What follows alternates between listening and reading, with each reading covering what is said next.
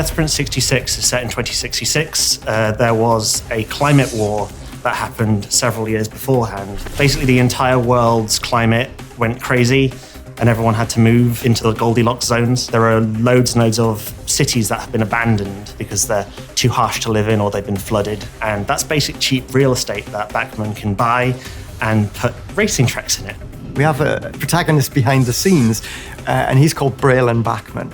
And Braylon Bachman is a wealthy tech entrepreneur, and Bachman Media Network is just one of his many companies. The tracks themselves are bright and colourful. There's laser lights and adverts and noise and like celebration and stuff going on everywhere. And I think that's quite an interesting contrast.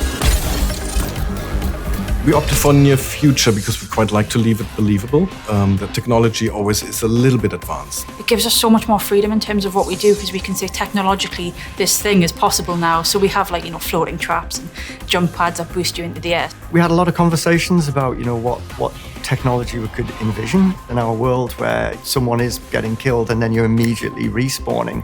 We actually wanted a justification for that.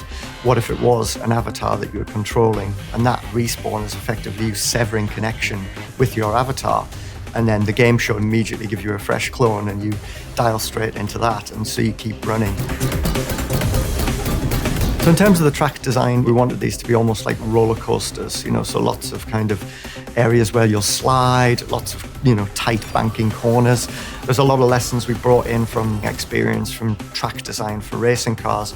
And then when it comes to bipedal, it's people, you don't need the width of the track, so the tracks are a little bit narrow in places. And again, that helps with a sense of speed, but it also keeps the pack together. So the game is a lot of fun when you're shoulder to shoulder with the other contestants. Obviously a humanoid, the clone character is so much more agile and small. There's a lot more interactivity that they can have with the track that a car couldn't. You're not limited to your feet always being on the ground. You can use every kind of dimension of the space that you're in. You can jump up and grab onto a zip line. We have jump pads that catapult you through the air at a massive speed. So there's loads of ways that you can traverse around a level in this game. The soundtrack, it's going to have its own custom OST. So we have a composer who's writing music for everything. We've gone for just a sense of adrenaline, really, in the race. So the music is quite fast-paced.